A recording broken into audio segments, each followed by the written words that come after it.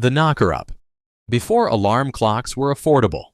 And yes, there was a time when alarm clocks were a luxury item, like the iPhone of 1860. Factory workers in England and Ireland needed someone to physically come to their house and wake them up every single morning.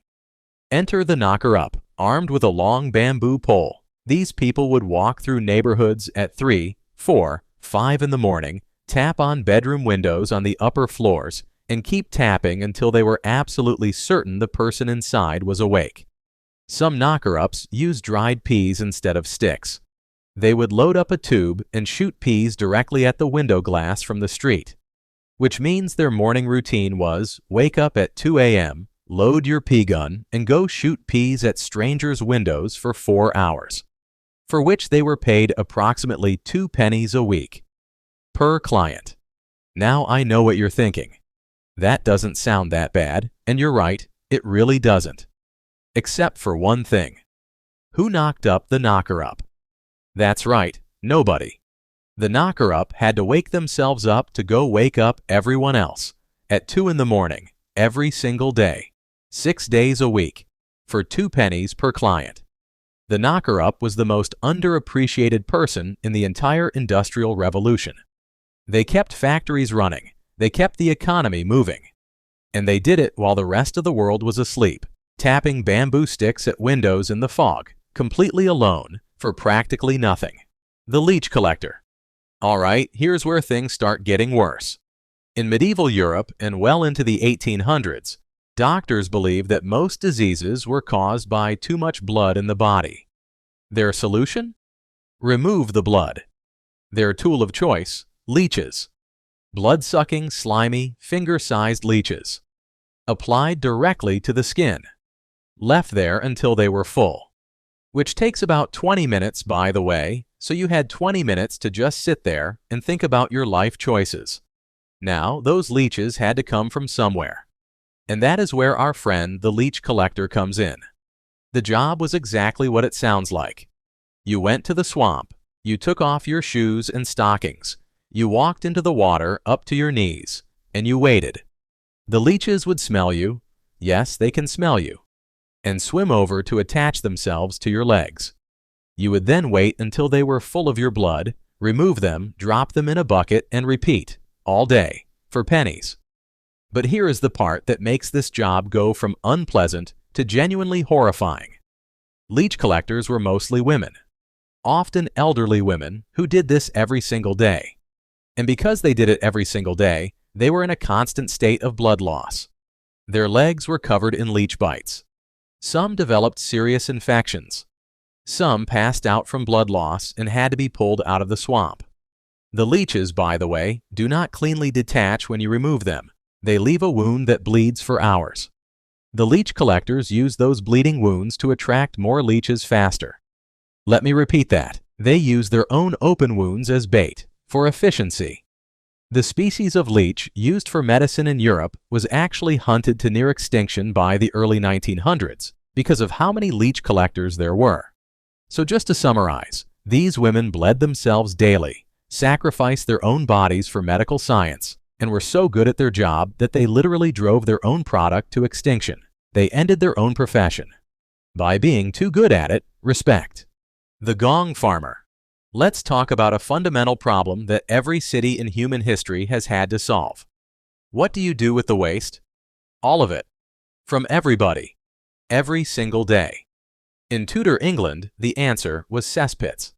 Giant underground tanks beneath buildings and streets where everything went. And when they got full, which they did constantly, somebody had to go in there and empty them.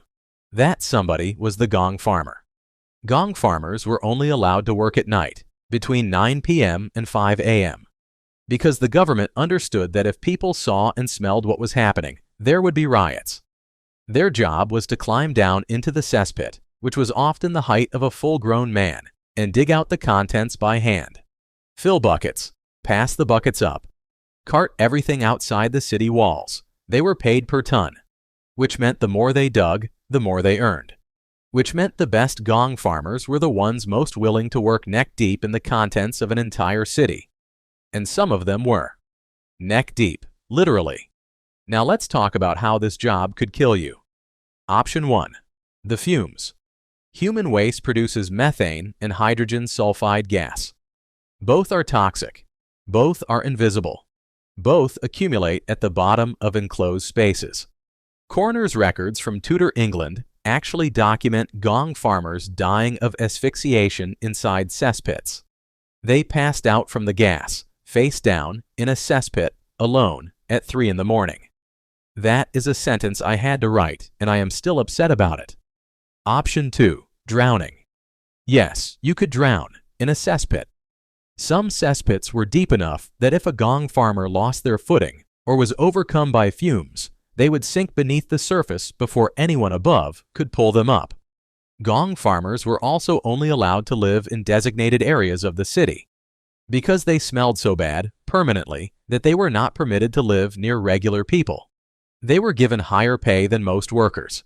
Many of them drank heavily before each shift just to make it through the night. And every morning when they climbed back out just before 5 a.m., the city was already waking up. People going about their day, completely unaware that the streets beneath their feet were clean because someone had spent the night down there, making sure of it. The sin eater. This is the one that the more you think about it, the worse it gets. In Britain and Wales, from the 1500s all the way through to the early 1900s, there existed a profession called the sin eater. The belief was this: when a person died, if they had committed sins they hadn't confessed to a priest, those sins would trap them, prevent them from entering heaven. The solution? You hired someone to eat the sins for them. The ritual went like this. Food, usually bread, sometimes beer, would be placed on the body of the deceased. The sin eater would eat and drink it, and by eating it, he was believed to literally absorb every sin the dead person had ever committed, allowing the dead to pass on in peace. The community got a clean conscience for their loved one. The sin eater got a meal, and also everyone's sins, permanently, with no way to remove them, for the rest of his life. Sin eaters were among the most reviled people in their communities. They were paid, often very little. Sometimes just the food on the body, sometimes a few coins. But they were never welcomed anywhere, never included in the community they served, never spoken to outside of the moments when they were needed.